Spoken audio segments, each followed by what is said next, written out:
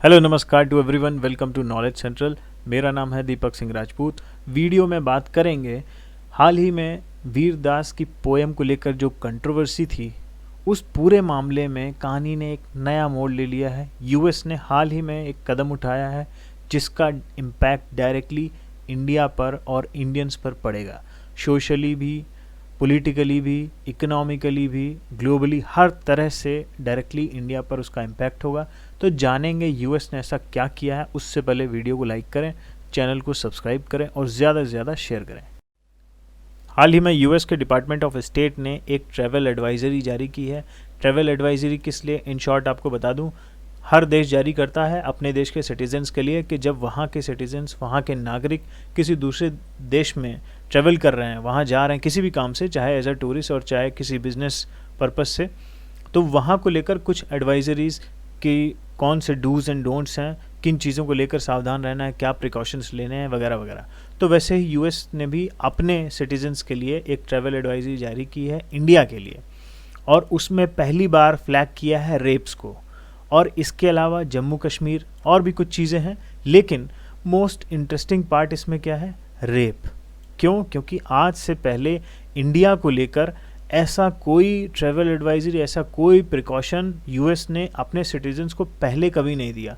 इसका मतलब क्या है, यानी यूएस का जो डिपार्टमेंट ऑफ स्टेट है वो डायरेक्टली अपने सिटीजन्स को, अपने टूरिस्ट को ये बात कह रहा है कि जब आप इंडिया जाएं तो ये जो रेप का थ्रेट है ये एक जेन्युइन थ्रेट है वहाँ पर, और इससे बचने के लिए आप जो भी ज़रूरी प्रिकॉशंस हैं उसको माइंड में हमेशा रखें। अब बात करते हैं यूएस के डिपार्टमेंट ऑफ स्टेट ने ये जो ट्रैवल एडवाइजरी जारी की है, इसका क्या मतलब है। तो सबसे पहले मैं आपको बता दूं, इस ट्रैवल एडवाइजरी में 4 तरीके की कैटेगरी हैं।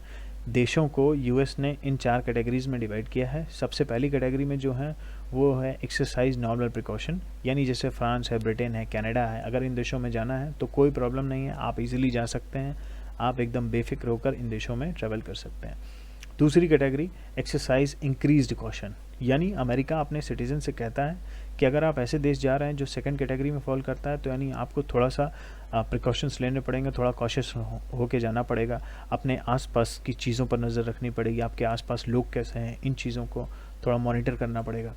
फिर जो तीसरी कैटेगरी है रिकन्सिडर ट्रैवल, यानी यूएस अपने सिटीजन से कहता है कि अगर आप ऐसे देश जा रहे हैं जो कैटेगरी नंबर 3 में फॉल करता है, तो आप बेहतर यही होगा कि उस देश में ना ही जाएं। अगर बहुत ज़रूरी हो तो ही जाएं, अदरवाइज़ रहने ही दें।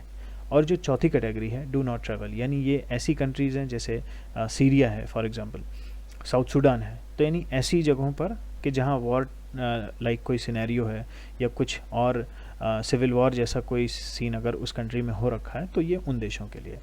अब हिंदुस्तान की बात करें तो ये है ट्रैवल एडवाइजरी, आप देख सकते हैं 15 नवंबर 2021 को बनी थी और उसके बाद इसको पास किया गया। ये 17 नवंबर तक पास हो गई। फिर उसके बाद India level 2 exercise increased caution. अब इसका क्या मतलब है?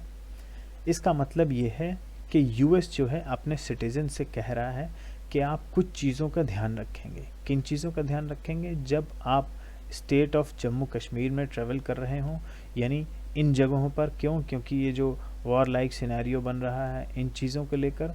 और फिर उसके बाद इंडिया में क्या हो रहा है, Indian authorities report rape in one of the fastest growing cities in India. फिर violent crime such as sexual assault has occurred at tourist sites in other locations also. तो अगेन ये ट्रैवल एडवाइजरी आज से पहले India में नहीं आई, और ऐसा नहीं था कि जो फॉरेनर्स आते हैं, चाहे मेल हो चाहे फीमेल, उनके साथ ऐसी कोई सेक्सुअल असॉल्ट उनको ना झेलना पड़ता हो। इतना बड़ा देश है तो कुछ तो ऐसे क्राइम हमेशा ही होते हैं, चाहे आप यूएस की बात करें चाहे जर्मनी की, किसी भी देश के जो नेशनल इंडिया में आते हैं तो बहुत लोगों को ऐसे उनके साथ ये बैड एक्सपीरियंसेस होते हैं। ये हमेशा रिपोर्ट होते हैं, ये कोई पहली बार नहीं हो रहा है। लेकिन यूएस ने ये जो स्टेप लिया है ये पहली बार हो रहा है। तो अगेन मैं यही बताने की कोशिश कर रहा हूँ कि जब आप कुछ करेंगे, कुछ भी क्रांतिकारी कदम उठाएंगे, तो उसके साथ, हर एक एक्शन के साथ एक इक्वल ऑपोजिट रिएक्शन होगा ज़रूर। तो इस पूरे मामले में टाइमिंग बहुत इम्पॉर्टेंट है। टाइमिंग क्यों इम्पॉर्टेंट है?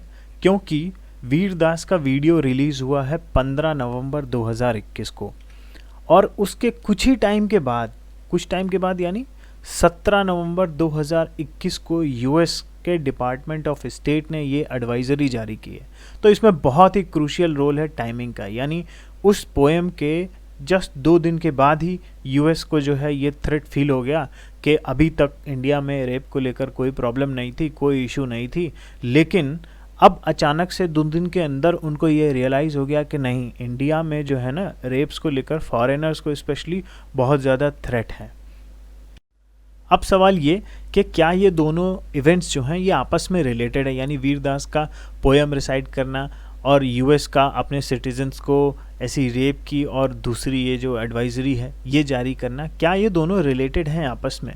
तो मे बी दोनों रिलेटेड हो सकते हैं और इसके साथ ही मे बी नॉट हो सकता है कि दोनों रिलेटेड ना हो। फिलहाल इसमें सबसे बड़ा रोल टाइमिंग का है, तो इस वजह से काफ़ी लोग इसको जुड़ा हुआ देख रहे हैं, दोनों चीज़ों को एक साथ देख रहे हैं। और इस बात से बिल्कुल इनकार नहीं किया जा सकता है कि वीरदास की जो पोएम थी उसका थोड़ा सा भी असर वहाँ ना हुआ हो। अब अगर बात करें कि वीरदास ने अपनी पोएम ने जो कहा उस बात में कितनी सच्चाई है, किस हद तक वो बातें सत्य हैं, तो सबसे पहले वो लाइनों को जान लेते हैं। सबसे ज़्यादा बवाल जिन चीज़ों को लेकर मचा है, that I come from an India where we worship women during the day and gangrape them at night. तो सबसे ज़्यादा बवाल इन्हीं चीज़ों को लेकर है। तो अगर रेप की बात करें तो हाँ, ये एक कटु सत्य है, हिंदुस्तान में रेप होते हैं हर साल 27,000 से 30,000 के बीच में इतने रेप्स होते हैं, ये रिपोर्टेड हैं। अगेन इससे ज़्यादा होते हैं एक्चुअली, ये केसेस रिपोर्टेड हैं। इतने केसेस होने का मतलब है कि हर दिन 75 से 80 महिलाओं के साथ ऐसे क्राइम्स होते हैं। हर घंटे 3 से 4 लेडीज़ को ऐसे क्राइम्स का सामना करना पड़ता है। तो अगेन इतनी बड़ी सोसाइटी में अगर हम इन चीज़ों पर लगाम नहीं लगा पा रहे हैं, इन चीज़ों पर कंट्रोल नहीं पा रहे हैं, तो ये as a nation, as a society, ये हमारा फेलर है। वीरदास ने जो कहा उस बात में कोई गड़बड़ी नहीं है, उस बात में कोई प्रॉब्लम नहीं है। जो लोगों ने सबसे ज़्यादा ऑब्जेक्शन उठाया वो इस बात का उठाया कि किस जगह पर कहा।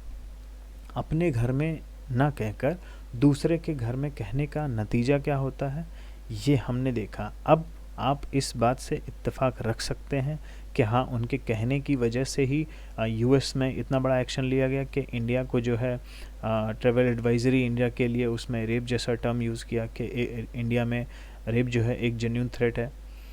अब इसके अलावा अगर हम सिर्फ इंडिया की बात ना करें, इंडिया के अलावा और भी मुल्क हैं अड़ोस पड़ोस में, पाकिस्तान, बांग्लादेश, चाइना, इन सब कंट्रीज़ की भी बात करें, यहाँ हर जगह पर रेप होते हैं।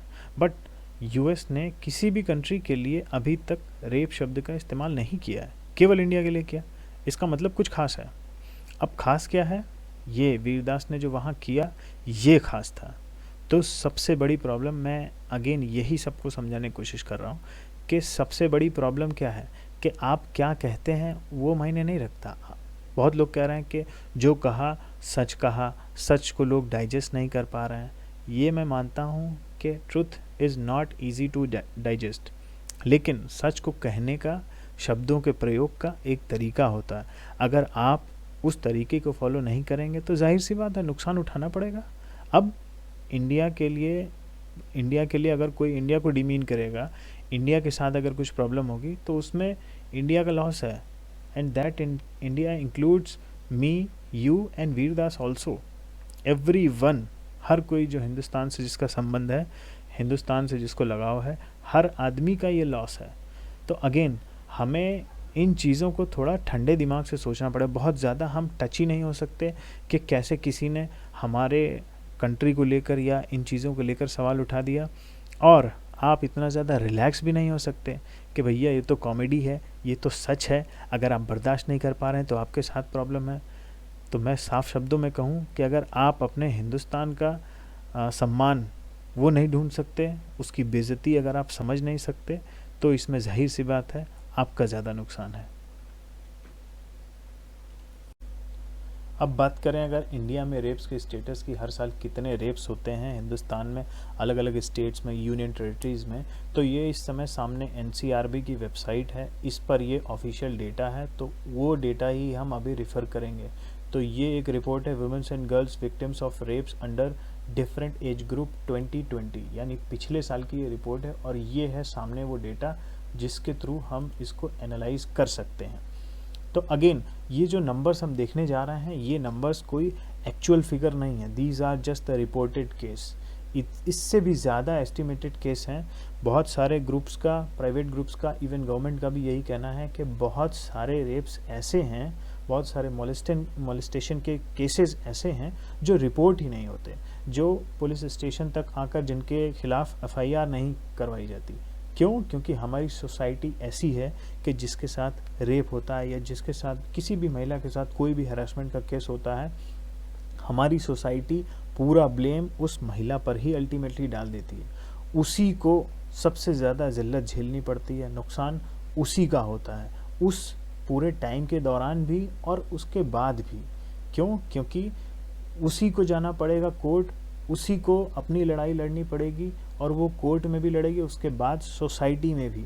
क्यों? क्योंकि हम और आप ही हमारे ही जैसे लोग हैं इस सोसाइटी में जो इस तरह की हरकतें करते हैं, और उसके बावजूद अगर किसी के साथ ऐसा होता है तो कल को मैं और आप, हम ही लोग हैं, हमारे बीच में से ही वो लोग हैं जो उन लेडीज़ को, उन महिलाओं को जज करेंगे on the basis of these crimes.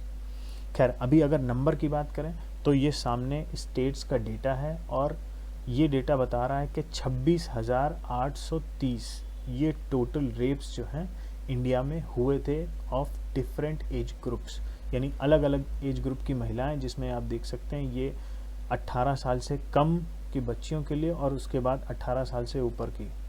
तो ये स्टेट्स का डेटा था और ये नीचे अलग अलग यूनियन टेरिटरीज़ का टोटल डेटा। अगर पूरे हिंदुस्तान का हम बात करें 2020 का, तो वो है 28,153 रेप इंडिया में हुए थे।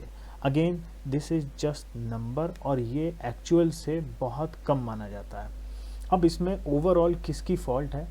ये सोसाइटी का लॉस है, ये गवर्नमेंट का फेलियर है, ये मुझे और आपको, हम सबको मिल के तय करना है। क्यों? क्योंकि हम जिस सोसाइटी में रह रहे हैं उसकी जिम्मेदारी मेरी, आपकी, हम सबकी है ना। तो उसमें कोई सरकार कोई नियम बनाकर, कोई कानून बनाकर ओवरनाइट कोई चेंज जो है पूरी सोसाइटी में नहीं ला सकती। ऐसे चेंजेस कब आएंगे? जब हमारी पूरी सोसाइटी मोरली वेक हो जाएगी, मोरली सब जाग जाएंगे। जिस दिन ये तय कर लेंगे हम खुद, मैं, आप और हमारे जैसे तमाम लोग, जिस दिन हम ये खुद तय कर लेंगे कि इसकी जिम्मेदारी हमें खुद लेनी है और हमें खुद ही इस चीज़ को हिंदुस्तान से ख़त्म करना है, ये तभी ख़त्म होगा, उससे पहले इसकी संभावना नहीं है। Now will talk about the real to India, यानी एक्चुअली क्या है टू इंडिया, वर्ल्ड को इसे कैसे देखना चाहिए, इन सारी चीज़ों को डिस्कस करेंगे। वो अपने तरीके से डिस्कस करेंगे जैसा हम इंडिया को, हिंदुस्तान को जानते हैं। तो I come from an India where constitution guarantees everyone the right to equality, but on the other hand क्या होता है, I come from an India जहाँ पर नाम के हिसाब से, जहाँ पर रिलीजन के हिसाब से, जहाँ पर कास्ट के हिसाब से लोगों के बीच में कॉन्स्टिट्यूशन ही डिस्क्रिमिनेट करता है। अगेन ये तो मैंने आपको कुछ ग्राउंड्स दिए, बहुत सारे ग्राउंड्स हैं। इवन कॉन्स्टिट्यूशन में भी बहुत सारे फॉल्ट हैं। एक तरफ वो बात करता है कि फेडरल सोसाइटी बनाएगा, फेडरल स्ट्रक्चर होगा, लेकिन नहीं है, क्वासी फेडरल हो जाता है। तो बहुत सारी चीज़ें हैं। फिर दूसरा सेक्टर एम्प्लॉयमेंट की अगर बात करें तो एक तरफ हम एज अ सोसाइटी और गवर्नमेंट, मैं दोनों की बात कर रहा हूँ, कोशिश क्या हो रही है कि ज़्यादा से ज़्यादा लोगों को एम्प्लॉयमेंट दें, ज़्यादा से ज़्यादा सरकार चाह रही है ज़्यादा से ज़्यादा लोगों को चाहे एम्प्लॉयमेंट हम दे सकें, पब्लिक भी चाह रही है कि हम ज़्यादा से ज़्यादा एम्प्लॉयमेंट ले सकें। लेकिन अगेन बिज़नेस कोई करना नहीं चाहता। ज़्यादातर लोग क्या चाह रहे हैं, गवर्नमेंट जॉब। क्यों? क्योंकि सबको मालूम है एक सेंस ऑफ सिक्योरिटी वहाँ पर मिलेगा। इन्हीं चीज़ों के लालच में आज भी पीछे पड़े। उसके बाद अगर बात करें एजुकेशन की, एजुकेशन में खास क्या है, हमारी जो एजुकेशन पॉलिसी है, हमने अपनी चीज़ों को दरकिनार कर दिया। जो वेस्ट की चीज़ें थीं, जिन चीज़ों को वेस्ट ने भी दरकिनार कर दिया, हम आज भी उनको लेकर बैठे हैं। अब जाके पहली बार गवर्नमेंट ने इंडिया स्पेसिफिक एक एजुकेशन पॉलिसी बनाई है जिसको अभी तक लागू नहीं किया जा सका, वो अलग लफड़ा है। डिफेंस की बात करें, एक तरफ हम इतनी बड़ी आर्मी रखते हैं कि 13-14 लाख जो है हमारे पास आर्मी पर्सनल्स हैं, मतलब डिफेंस पर्सनल। फिर उसके बाद जो है 12 लाख के आसपास हमारे पास रिज़र्व फोर्स है, फिर उसके बाद पुलिस वगैरह है, ये सब अलग। अब एक तरफ हम कहते हैं कि हम अपने देश को बहुत पावरफुल बना रहे हैं, हम अपने देश को प्रोटेक्ट करके रखेंगे, अपने नेशन को बचाएंगे। दूसरी तरफ हम क्या करते हैं, एनजीओ के माध्यम से और दूसरी अपनी एक्टिविटीज़ के माध्यम से डिफेंस को नुकसान पहुंचाते हैं। कैसे? अभी हाल ही में उत्तराखंड में क्या हुआ कि सेंट्रल गवर्नमेंट के कई सारे प्रोजेक्ट थे कि हाईवेज को थोड़ा चौड़ा करना है, जिससे जो है मिसाइल्स जो हैं, ब्रह्मोस हो गई, अग्नि मिसाइल हो गई, इन मिसाइल्स को बॉर्डर तक ले जाया जा सके। तो कई सारे एनजीओज उसमें अड़ंगा डाले बैठे हैं। किस लिए? कि अगर ऐसा करेंगे आप तो एनवायरनमेंट को नुकसान होगा, फलाना ढिकामा। फिर इसके बाद ऐसा ही एक केस हुआ था जब कुडनकुलम वाला जो न्यूक्लियर रिएक्टर बनना था, उसमें भी अगेन 2 साल 3 साल वो लोग इसी बात पे लटकाए रखे। अभी कोई हाईवे बनना होगा तो उसमें कोई एनवायरमेंटल कोई ग्रुप निकल कर आ जाएगा, कोई फार्मर्स का कोई ऑर्गेनाइजेशन निकल कर आ जाएगा, उसमें अलग सालों तक बवाल होता रहेगा। इसके बाद पॉलिटिक्स की अगर बात करें तो फिर से वही टू इंडिया। एक तरफ क्या होगा, आई कम फ्रॉम एन इंडिया जहाँ पर इतनी सारी लिबर्टी है कि कोई भी आदमी पॉलिटिक्स में आ सकता है, कोई भी आदमी इलेक्शन लड़ सकता है, इतने सारे राइट्स हैं।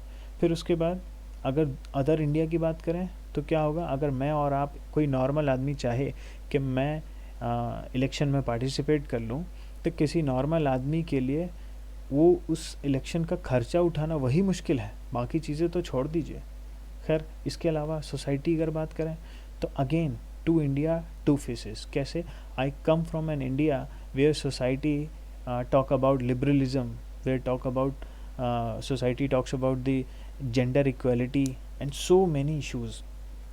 On the other hand, I also come from an India जहाँ सोसाइटी क्या है, अपने आप में ही बटी हुई है। कैसे बटी हुई? हम रिलीजन के नाम पर बटे हैं। रिलीजन एक होता है तो हम कास्ट के नाम पर बटे हैं, कास्ट अलग एक हो गई तो हम सब कास्ट के नाम पर, सब कैटेगरीज में बटे हैं। तो ये जो टू इंडिया है, डेफिनेटली इस पर काम करने की ज़रूरत है। वीरदास का एंगल सही था, लेकिन वीरदास की जो कोशिश थी, जो वो स्टेज था, जो उनके शब्द थे, वो गलत है। तो डेफिनेटली हम वीरदास को टोटली राइट नहीं कह सकते, वीरदास को टोटली रॉन्ग नहीं कर सकते। ऐसे बहुत सारे वीरदास हिंदुस्तान में ऑलरेडी हैं।